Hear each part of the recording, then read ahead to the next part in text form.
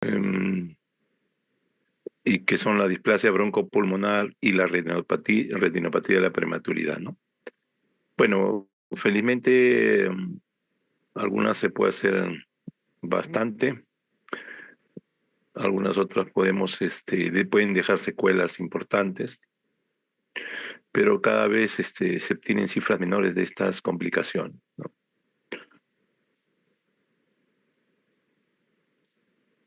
Prácticamente están casi todos, ¿no?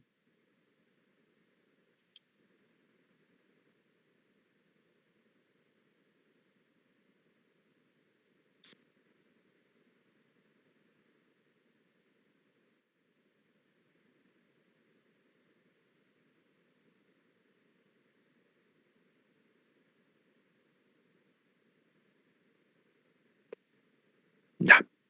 Bueno, vamos a continuar. Vamos a tener complicaciones tempranas y complicaciones tardías, ¿no? Complicaciones tempranas porque se van a obtener desde un inicio, ¿no? Y unas complicaciones tardías que lentamente van apareciendo, ¿no? Dentro de las complicaciones tempranas la mayoría han estudiado en las diversas clases, ¿no? Tenemos los trastornos metabólicos, hipercalcemia, hiponatremia, alteración de la termorregulación, de la depresión respiratoria, el síndrome hipóxico isquémico, hemorragia intracraniana, la hidrocefalia, algunas alteraciones de la coagulación y las complicaciones tardías, el ductus, la anemia prematuro, retinopatía, la displasia broncopulmonar y la osteopenia de la prematuridad, ¿no? Y acá están las dos que son motivo de la clase como las más importantes. Um, Hay algunas enfermedades propias de la prematuridad, ¿no? Con la apnea, la ictericia, la enterocolitis, que van a ser motivo de clase. Bueno, ya son 4:40, empezamos. Ya. Ya,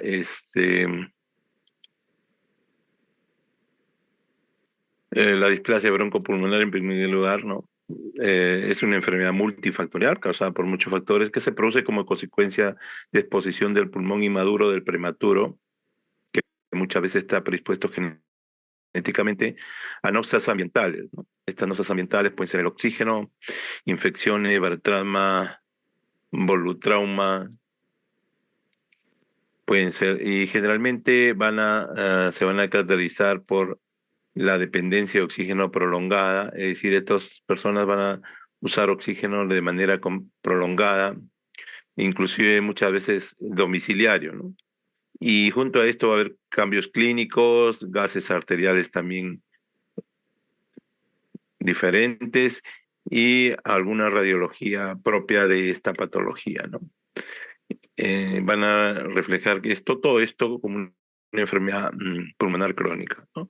Esta es una de las definiciones que hace Bancalari en el año 2009. Bancalari es un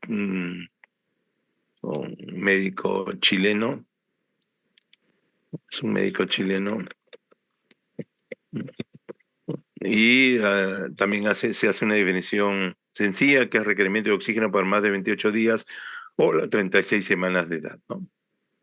Acá vemos algunas radiografías de displasia broncopulmonar. Es evidente, ¿no?, el daño que hay a nivel de parénquima pulmonar. Estos son los signos clínicos, signos gasométricos,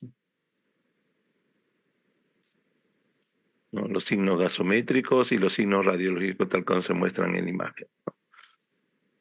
Se han hecho dos tipos de clasificaciones. Una primera, ¿no?, según requerimiento de oxígeno leve, cuando se adquiere una concentración de oxígeno 0,21, que es el aire corriente que nosotros respiramos, cuando necesitan un FiO2 menos de 0,3, cuando necesitan un FiO2 mayor de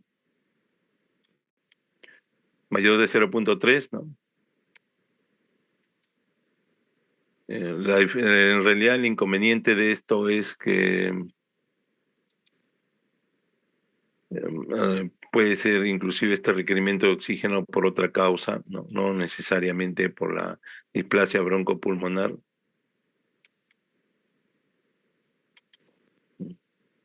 Ya. Em, y esta es la de clasificación, la segunda clasificación, que es un poco más actual, ¿no? Y es la que se usa, ¿no? Ahí, como verán, la edad gestacional le ponen 32 semanas de gestación, mayor de 32 semanas de gestación, y ponen 36 semanas y 56 de vida, de días de vida al alta o de vida, ¿no? Leve cuando no requiere oxígeno en ningún momento, ¿no? Tanto menor de 32 semanas como mayor de 32 semanas, ¿no? Mayor de 32 semanas, ¿no?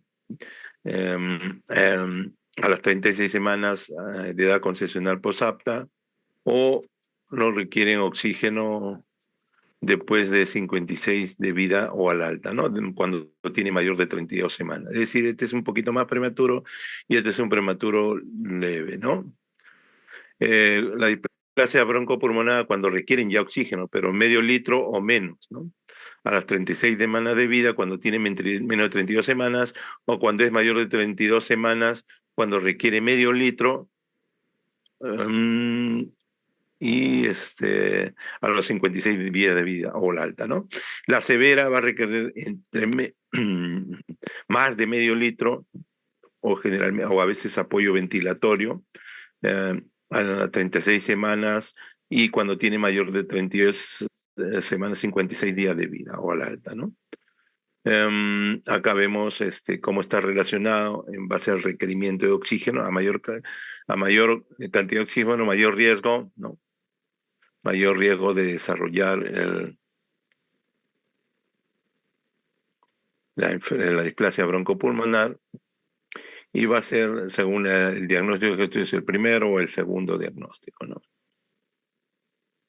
Bueno, en realidad la definición clásica dicen que es una secuela de membranelina del prematuro, más ventilación mecánica y oxígeno, ¿no? Eso lo dieron en 1967, ¿no?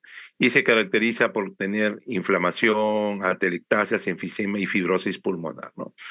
Es útil, en este caso era útil el corticoide materno, que se le aplica a la mamá para madurar el pulmón, ¿no?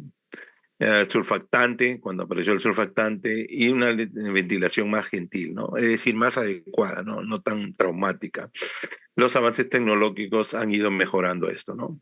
La nueva es que la nueva definición se refiere no a una secuela, sino que el prematuro nace en una fase canalicular, ¿no? No en la fase final, sino cuando se están formando los canalículos, y hace que su pulmón se desarrolle fuera de útero, cuando ya nació, ¿no? Esto va a provocar freno a la alveolización y angiogénesis, ¿no? Va a provocar angiogénesis. La angiogénesis en realidad es lo que provoca las dos complicaciones que vamos a ver, ¿no? Y también la retinopatía posteriormente, ¿no? Bueno, en realidad es la enfermedad pulmonar crónica que más afecta al prematuro, ¿no? Las cifras van a cambiar, van a ir mejorándose. Un cuarto es, o sea, el 25% más en menos de prematuros, de 1.500. eh, Disminuye el 4 puntos a través de los años, ¿no? Pero esto ha aumentado los costos y la estadía hospitalaria, ¿no? En realidad es variable la displasia dentro del país, en los diferentes centros, ¿no? Y varía entre 20 a 35% en los menos de 1.500, ¿no? Y aumenta a menor peso, ¿no? 60%, casi menos de 1.000 gramos, ¿no? Estas son las cifras, ¿no? Miren acá a unos estudios chilenos que más nos parecemos a ellos, ¿no? Más nos parecemos a ellos, ¿no? Un estudio del 2000 a 2004, donde vemos la cantidad de pacientes, ¿no? Que vemos, ¿no?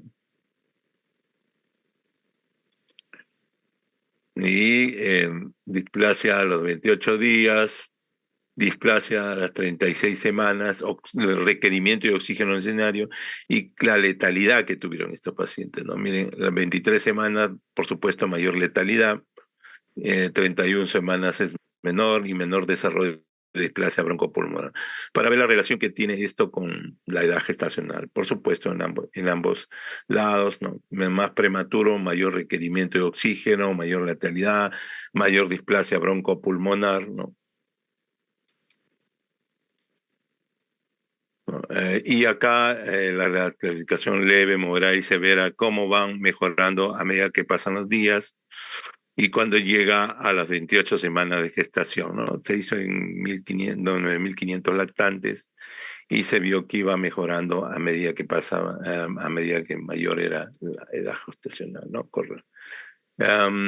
Bueno, se sabe que la displasia broncopulmonar va a depender de la edad gestacional, ya habíamos mencionado, y también tiene que ver con los días de ventilación mecánica, ¿no? Más de 7 tiene el riesgo de que presente displasia broncopulmonar.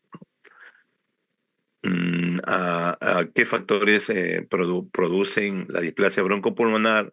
El barotrauma y volutrauma por la ventilación mecánica, y esto hace que haya aumento de la susceptibilidad en el pulmón inmaduro, va a haber una distensidad pulmonar disminuida, una vía respiratoria con buena función, ¿no? La hiperoxia o toxicidad del oxígeno va a aumentar la susceptibilidad en el pulmón inmaduro, que el sistema de defensa antioxidante sea deficiente, ¿no? Falle los mecanismos de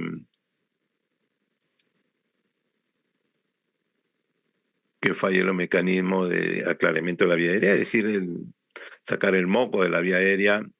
Los macrófagos y leucocitos alveolares inmaduros van a estar disminuidos en número y en función. En inflamación va a ser deficiente desarrollo del sistema de defensa antioxidante, desarrollo deficiente del sistema antiproteico y antielastolístico, es en menor elasticidad, e incremento de la membrana alveolo capilar, ¿no?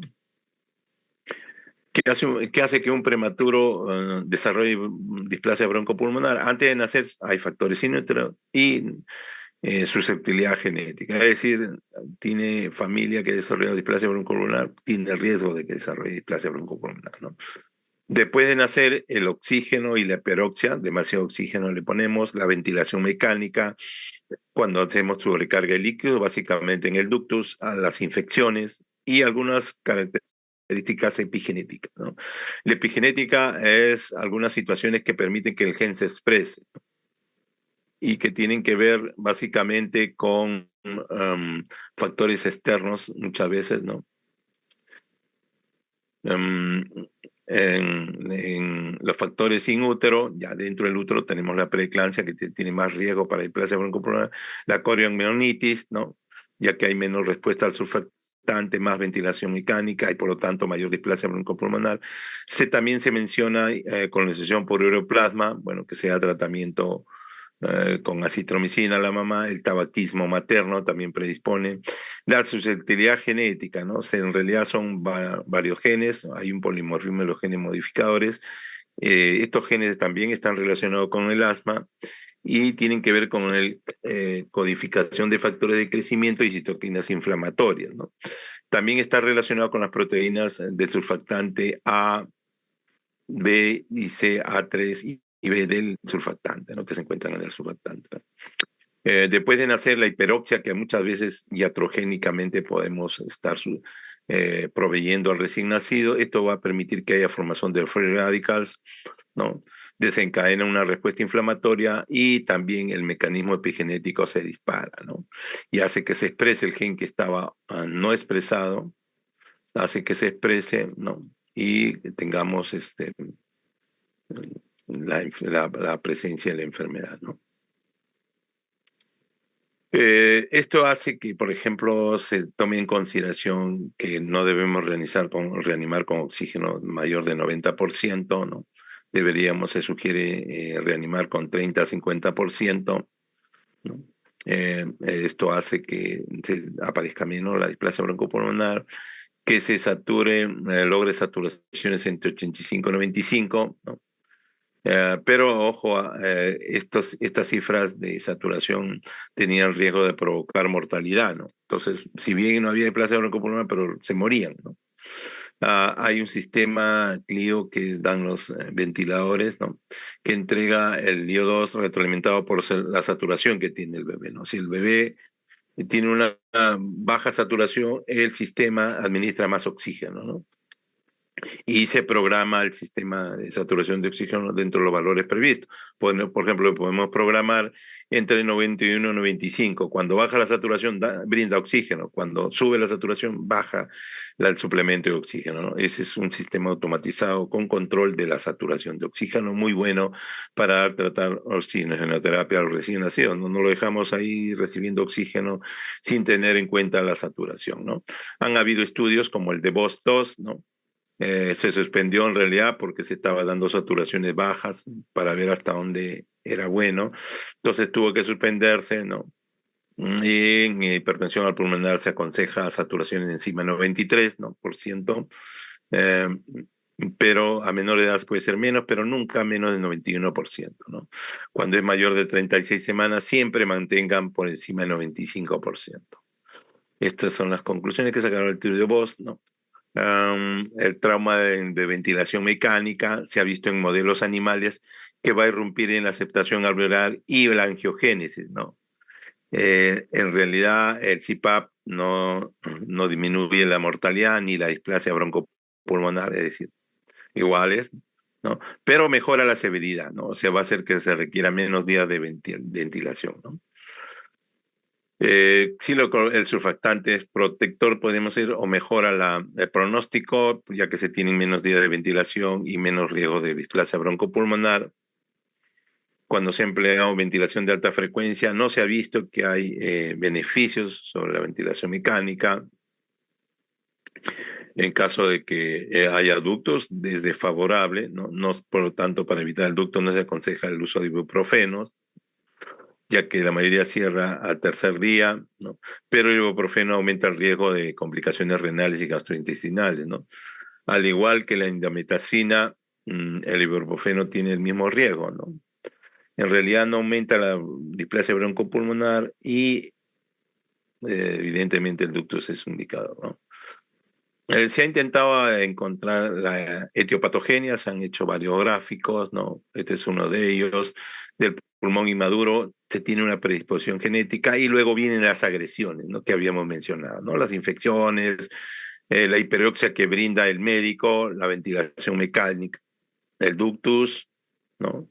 Que hay, y estas lesiones, agresiones pulmonares van a provocar la producción de mediadores inflamatorios, free radicals, ¿no? De oxígeno. Va a haber disminución de factores reguladores, factor de crecimiento del enteroideo vascular, de ácido retinoico y la proteína relacionada con la paratormona, ¿no? Todos estos elementos van a provocar detención del desarrollo vascular y detención de la aceptación alveolar, es decir, la formación de los alveolos, ¿no? Ya que recuerden que estamos en etapa canalicular, ¿no? Bueno, acá algunas otras causas con la cardiomyelitis por uroplasma, la hiperoxia, la preeclampsia, el volutrama y el ductus, ¿no? Que van a aumentar finalmente citoquinas y factores antiinflamatorios. Habíamos visto, al igual que en el anterior, disminución del VEG, disminución del factor crecimiento fibroblástico que tiene que ver con la elasticidad, ¿no? Y el pulmón permanece en fase canalicular, faltan antioxidantes, malos factores genéticos, van a provocar un lecho vascular hipoplásico e irregularmente distribuido, por lo tanto se va a reducir la alveolización, es decir, se reduce la formación de alveolos, ¿no? Hay fenotipos superpuestos, ¿no? Entre formas de expresarse este tipo de genes, algunos van a provocar obstrucción de la vía aérea pequeña, otros van a provocar hipertensión pulmonar, otros hipoplasia, van a tender a ser hipoplasia pulmonar, ¿no? Y la recuperación va a depender del catch-up alveolar los 2 primeros años de vida, ¿no? Es decir, algunos tienen una buena formación de alveolos post-vida y esto va a mejorar el pronóstico, ¿no? ¿Qué alteraciones en la función pulmonar se producen, ¿no? Generalmente se ve en el estreñimiento focal de la vía aérea pequeña, el edema, la fibrosis, hipertrofia músculo liso, y la displasia se va a caracterizar porque va a aumentar la resistencia respiratoria total, disminución del flujo respiratorio forzado, aumento de la capacidad residual funcional, aumento del volumen residual, aumento de la relación volumen residual y capacidad pulmonar total, un volumen pulmonar bajo o normal, disminución de la confianza pulmonar, ¿no? Eh, em, ¿Qué se hace ya, ya como parte del tratamiento, ¿no? Lo que tenemos que hacer es que no nazcan prematuros, ¿no? Se aconsejan usar corticoides maternos que va a reducir, que va a reducir la mortalidad, en realidad no reduce la cantidad de displasia broncopulmonar. El surfactante reduce la mortalidad por displasia broncopulmonar. La ventilación gentil quiere decir dar poco oxígeno y presión posible. Se hace la técnica que se llama hipercapnia permisiva, con movilidad de volumen garantizado, ¿no? Hipercapnia permisiva más o menos es mantener CO2 altos, ¿no? Durante la ventilación mecánica. Y esto va a disminuir la inflamación y se va a optimizar la ventilación convencional, ¿no? Hay que controlar los procesos infecciosos, evitar la remisión de prematura en sala de parto, evitar el ductus, restringir líquidos, utilización precoz del CPAP para evitar que esté mucho en ventilador, evitar la desnutrición extrauterina y otras actuaciones pueden ser óxido nítrico inhalado, vitamina A y superóxido dismutasa que podrían mejorar, ¿no? Bueno, dentro de esto habíamos mencionado como parte que puede mejorar la vitamina A 5.000 unidades por 3 veces a la semana, ¿no? Va a intervenir en la aceptación, reduce la mortalidad, reduce el requerimiento de O2 y la displasia broncopulmonar sin daño demostrado, ¿no? Queda por responder si se pueden aplicar endovenoso o intramuscular. Las antinas, que tienen básicamente que ver con el ANER prematuro, tienen un efecto diurético y antiinflamatorio, va a disminuir el requerimiento de la ventilación y se puede administrar, se ha administrado prematuramente, ¿no? Y ha mejorado la incidencia de la displasia broncopulmonar. Corticoides sistémicos, ¿no? Se puede prevenir, ¿no? Pero tenemos que, se puede prevenir la displasia, pero recuerden que estos corticoides sistémicos pueden provocar hemorragia gastrointestinal, más riesgo de parálisis cerebral, ¿no? Los corticoides inhalados no han mostrado beneficios, hay que utilizarlos a veces con consentimiento informado y por periodos cortos, ¿no? Ayudan muchas veces para retirar el retiro del ventilador mecánico. En realidad, la Academia Americana de Pediatría no recomienda su uso. El óxido nítrico en animales promueve el crecimiento pulmonar y disminuye la inflamación. En realidad, ya cuando se hizo el estudio en humanos, no se ha visto gran beneficio, pero es efectivo para hipertensión pulmonar, ¿no? Los diuréticos es muy colateral, en realidad pocos efectos beneficiosos y algunos efectos adversos, ¿no? La furosemida no se aconseja, con furosemida nebulizada se ha probado, ¿no? No se conoce su efecto a largo plazo. Hidroclorotiazida más espironolactona, ¿no? Que son, uno de ellos es ahorrador de potasio, van a mejorar la mecánica pulmonar, ¿no? Y la mayoría en el 2011 hizo una revisión. Cochrane concluye que los estudios no demuestran una respuesta clínica importante, ¿no? Se le va a dar un aporte calórico adecuado, ¿no? En forma de triglicérido de cadena media. Si tiene reflujo, hay que tratar de tratamiento para el reflujo y hay que descartar la aspiración, ¿no? Evitar las infecciones los primeros 2 años de vida. Nosotros usamos palimizumab, ¿no? Básicamente más en pacientes cardíacos, a pesar de, además que eran prematuros y cardíacos, nos ayudaba para evitar básicamente infecciones por el virus sincicial respiratorio, ¿no? Es un biológico que ayuda bastante en eso, ¿no? Y se aplica lo que se llama estrategia de capullo, es decir, vacunar a todos los que rodean al recién nacido, ya que ellos se van a enfermar o van a traer del colegio y van a contagiar a este paciente que tiene displasia broncopulmonar, ¿no? Que hay que hacer medidas de aislamiento, lavado de manos, ¿no? Prohibir que fumen alrededor de él, ¿no? Alguna calefacción que está contaminada, ¿no? Y debe ser atendido de manera rápida y preferentemente estos pacientes, ¿no? Ya que recuerden, es como si tuvieran enfermedad pulmonar crónica, pero en lactantes sería, ¿no? Cuando ya salen de alta, ¿no?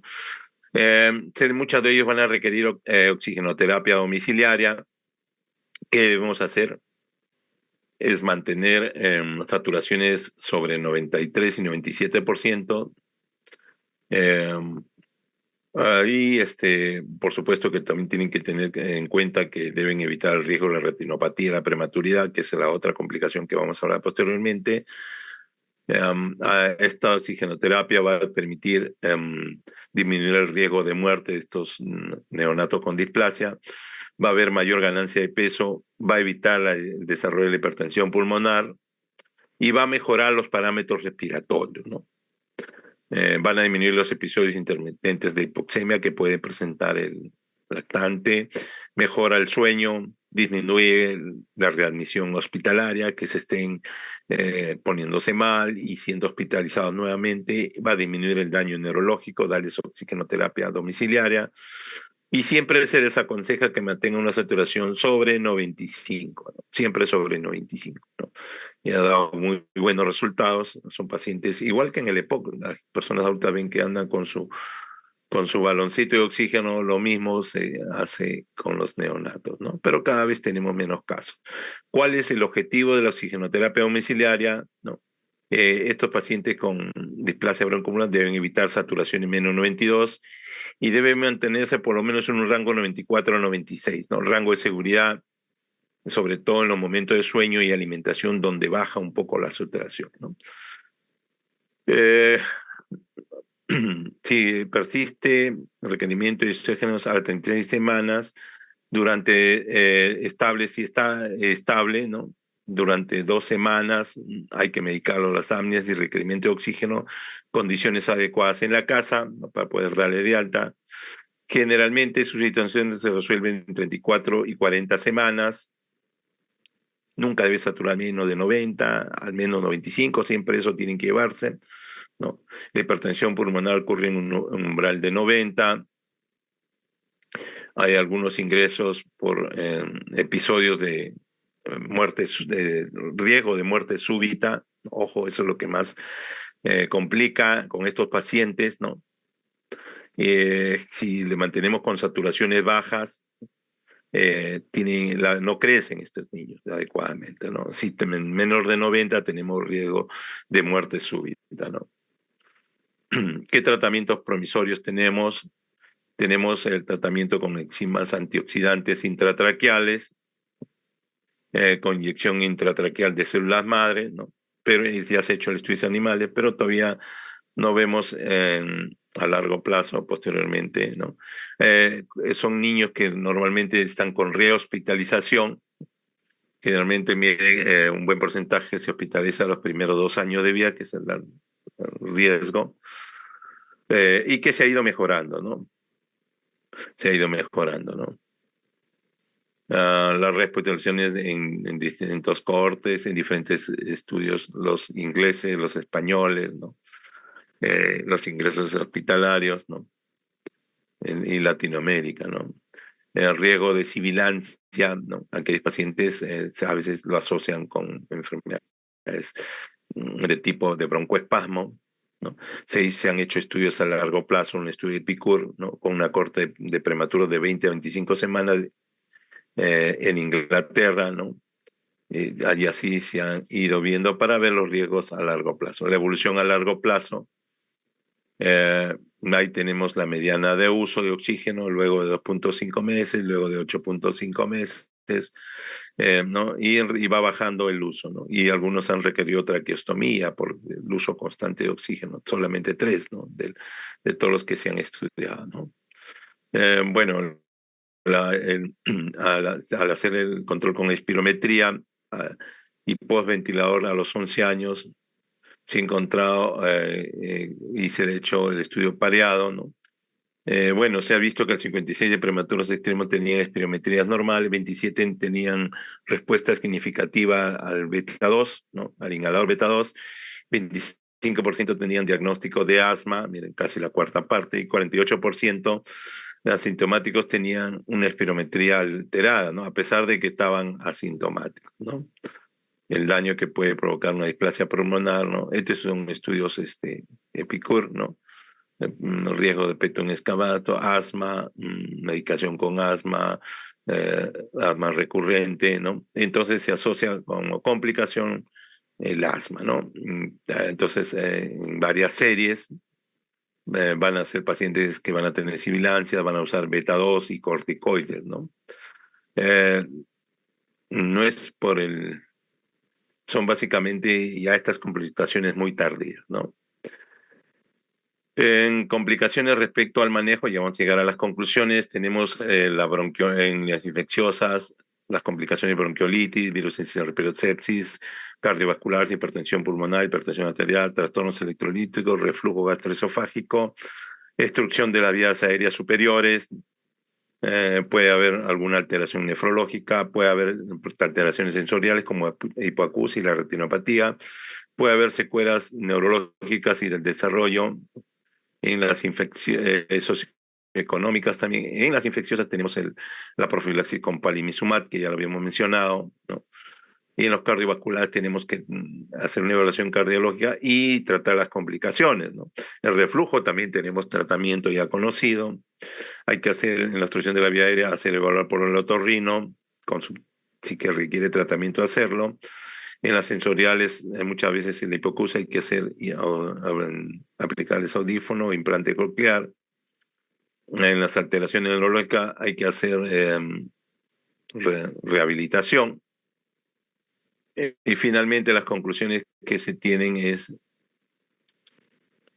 una que más frecuentemente afecta al prematuro, es el más frecuente, generalmente en VIH a 28 días o 36 semanas de requerimiento de oxígeno. Siempre hay que acompañar esto con la clínica y una radiografía, ¿no? Esto se debe a que el pulmón está en la etapa canalicular. Generalmente hay mecanismos epigenéticos que hacen que se exprese el gen. La intervención más eficaz es la prevención. Se ha dicho que el cocorticoide materno, el surfactante, la ventilación y oxigenación gentil, es decir, adecuada, ¿no? No tanta oxigenación, ni mantener en hiperoxia a los recién nacidos prematuros. Bueno, también una correcta nutrición y evitar que se sobreinfecta, ¿no? La rehospitalización es frecuente, hasta 40%, ¿no? Y a los 11 años de vida hay más casos de hiperactividad bronquial con atrapamiento de aire y la mayoría sin respuesta a al beta 2 inhalado, ¿no? Bueno, estos son los criterios para dar de alta cuando ya están asintomáticos, cuando no hay episodios de la última semana, la posibilidad de volver ambulatoriamente, ¿no? Y ya cuando los padres están preparados para tenerlos en casa, ¿no? Bueno, rápidamente la segunda complicación de la prematuridad, ya que se nos va la hora.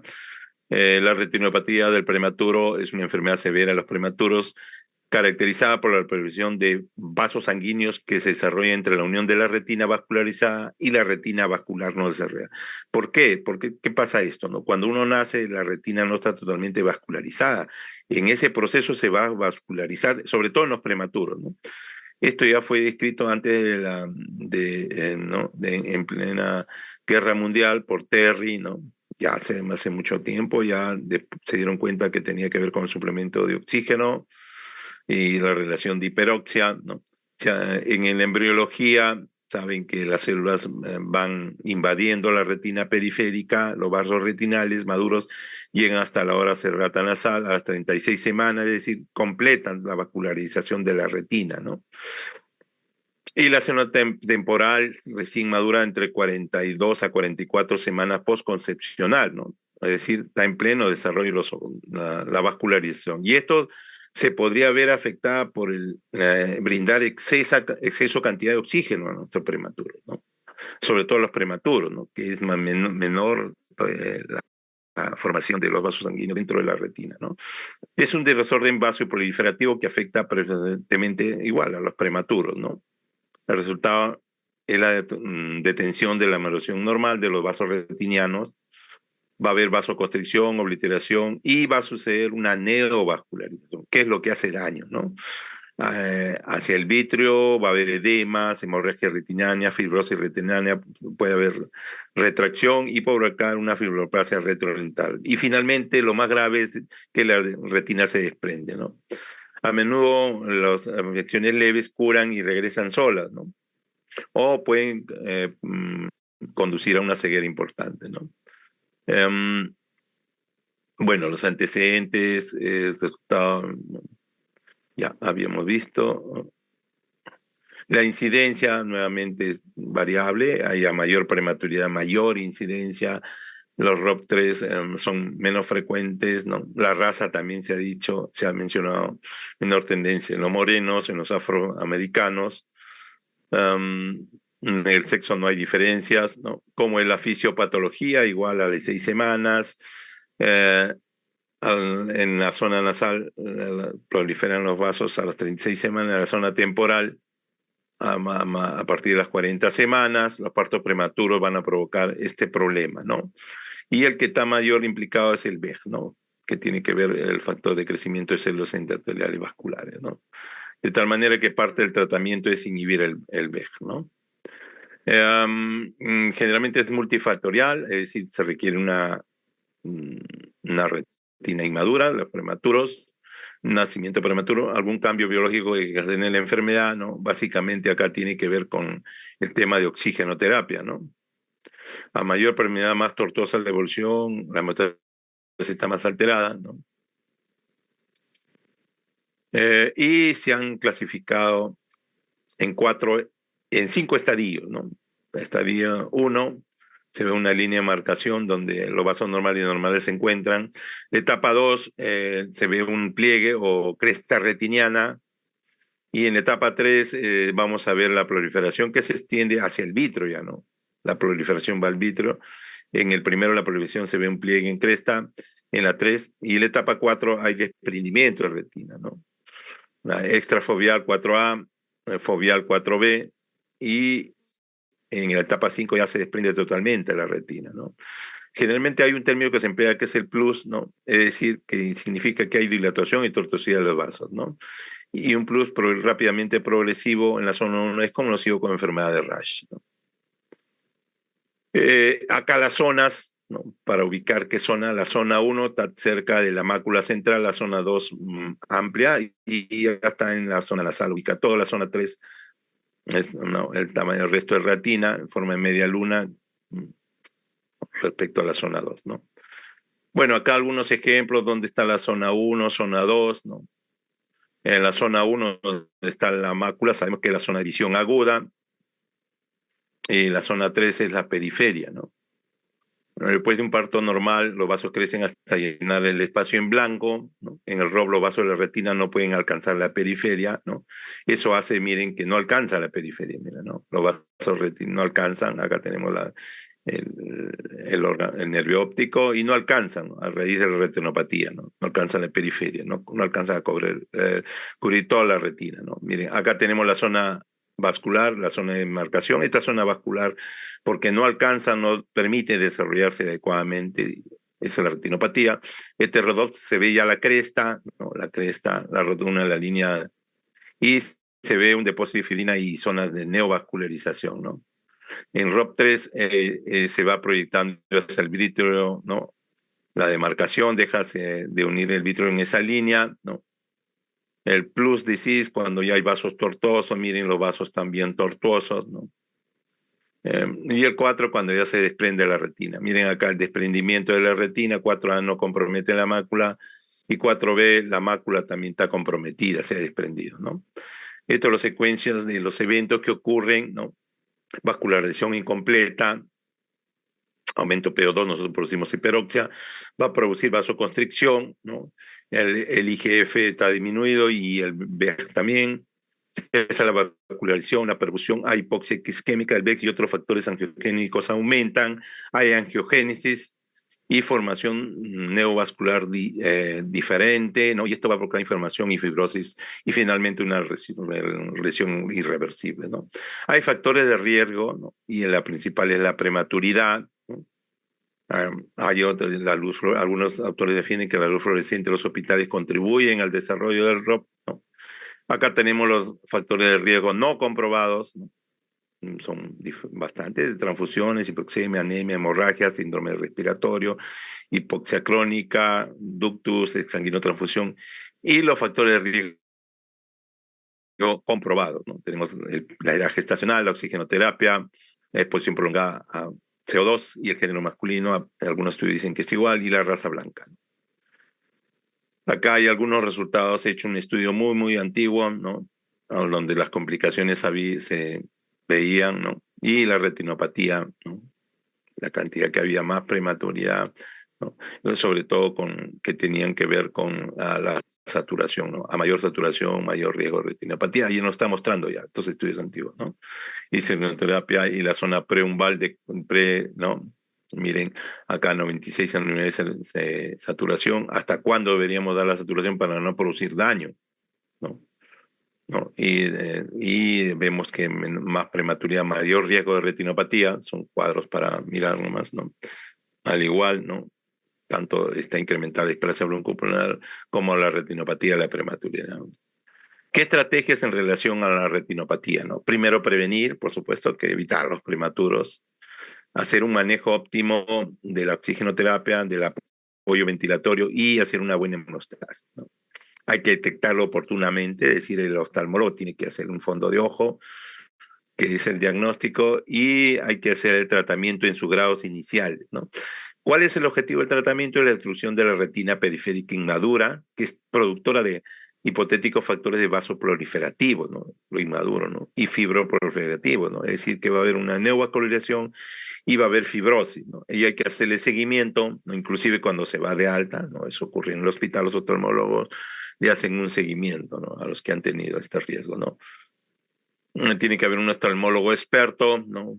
Se le hace un screening, es decir, se le hace tanto a sanos como a enfermos, todos los que tienen menos de 28 semanas o menos de 1.500 gramos, ¿no? Algunos hospitales han optado para ampliar más y que no se escape nada, menos de 1.800 gramos en menos de 34, ¿no? Si la oxigenoterapia se le ha dado más de 3 días, ¿no? Tiene hemorragia interventricular, anemia, hipoglicemia, hay que hacerle también control, ¿no? El primer examen entre cuarta y sexta semana de vida y revisiones va a ser 1 o 2 semanas hasta la que se logre la madurez retiniana, ¿no? Generalmente informan retina inmadura, porque todavía está madurando, y este es el fluxograma del MINSA, ¿no? Que nace el prematuro en riesgo, fondo de ojo a las 32 semanas de edad gestacional o 4 semanas de vida, lo que suceda primero, ¿no? Si es de edad 32, edad corregida, si tiene signos de ROP, evaluación semanal, si no tiene, control quincenal por 14 semanas, cada 2 meses hasta el año, de 6 a 2 meses después el control, ¿no? Si no tiene ROP, evaluación semanal, si vemos, si hay regresión, pasamos a este control quincenal, si no, clasificamos el riesgo, ¿no? Y pasamos a dar tratamiento, fotoevaluación láser, crioterapia, control semanal, ¿no? Y vemos si hay regresión o no hay regresión. Este es el fluxograma. El tratamiento médico, ninguno disponible, se dice, pero se han ido tratando, ¿no? Generalmente se han aplicado angiogénicos, ¿no? Antiangiogénicos, ¿no? Se ha producido la cirugía ablativa, de eso tenemos la crioterapia y la laserterapia, ahora se prefiere hacer la laserterapia, ¿no? En las primeras, el tratamiento quirúrgico hay que hacer en el ayuna, como es una pequeña intervención, a veces lo sedan con hidrato de clorar o a veces anestesia, ¿no? Se le hace un tratamiento cicloplégico, ¿no? Lo que se emplea ahora bastante son los agentes anti-VEGF, ¿no? ¿No? 4 inhibidores existen en el mercado, bemacizumab, ¿no? Que la Avastin marca comercial, es el que más se utiliza en los prematuros, ¿no? Y cómo actúa, ¿no? Actúan a este nivel, ¿no? Agentes anti-VEGF, se une al VEGF y hace que este VEGF se una a los receptores endoteliales, ¿no? Se ha usado a veces como monoterapia. Esta aplicación es intraocular, por si acaso, no es que le dan vía ni otra forma, hacen una punción a nivel de retina, ¿no? Se ha tratado como monoterapia acompañado con fotocoagulación con láser, ¿no? Acá una diferencia entre ambos tratamientos, láser y bemacizumab, ¿no? Avastin, más fácil de mencionar, ¿no? El láser va a requerir anestesia general, el otro requiere solo sedación, A veces la intubación, si, ya que se va a anestesia, no requiere intubación. La experiencia del oftalmólogo, mini experiencia del oftalmólogo, requiere equipo láser, requiere solo una jeringa, ¿no? Porque es intraretiniano. Demora, ¿no? Es rápido este procedimiento, o sea, 1 o 2 minutos. Destruye parte de la retina, no destruye la retina, ¿no? Hay significativo porcentaje de errores de refracción al futuro. Acá no hay menos problema de refracción. No tiene riesgo de endoftalmitis, acá también es raro, ¿no? Pero como introducimos una aguja dentro del ojo, podríamos tener endoftalmitis, ¿no? Se han intentado usar otros tratamientos betadienéticos como el propanolol, básicamente en etapas, en las primeras etapas, inclusive en las etapas preumbrales, ¿no? Se ha utilizado en la prevención de la enfermedad muchas veces, ¿no? El propanolol ha demostrado ser altamente efectivo en inhibir el aumento de la expresión del VEG, ¿no? Por lo tanto, va a evitar una menor respuesta neovascular, ¿no? En un ambiente que ha habido hipóxico, ¿no? La crioterapia, que cada vez se hace menos, ¿no? Por congelación, ¿no? El anillo escleral, que se coloca una banda de silicona, pero no se usa, pero les menciono, la vitrectomía, se va a hacer la vitrectomía cuando hay desprendimiento de retina o algunos elementos de retina para que del vitrio tienen que eliminar todo eso, todas las cicatrices para que haya relajación del vitrio, ¿no? Y el relleno de la cama de vitrea con solución salina o gas, ¿no? Nos ayuda de vitrectomía, ¿no? El pronóstico, el 90% de los estadios 1 y 2 hay regresión espontánea, así como el 50 estadios 3 plus, ¿no? El estadio 4 depende de la afectación o no de la mácula. Hay riesgo aumentado de miopía, estrabismo, ambliopía, glaucoma y desprendimiento tardío de retina. Aproximadamente 500 casos hay en Estados Unidos de ceguera relacionadas a ROP.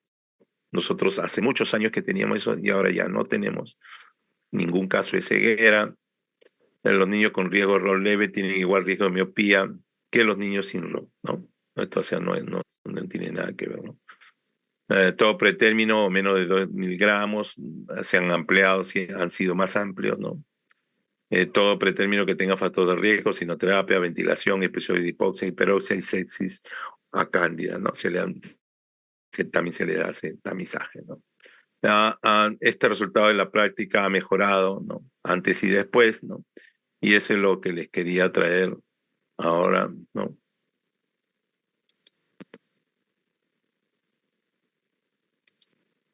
No sé si haya preguntas, alguna duda.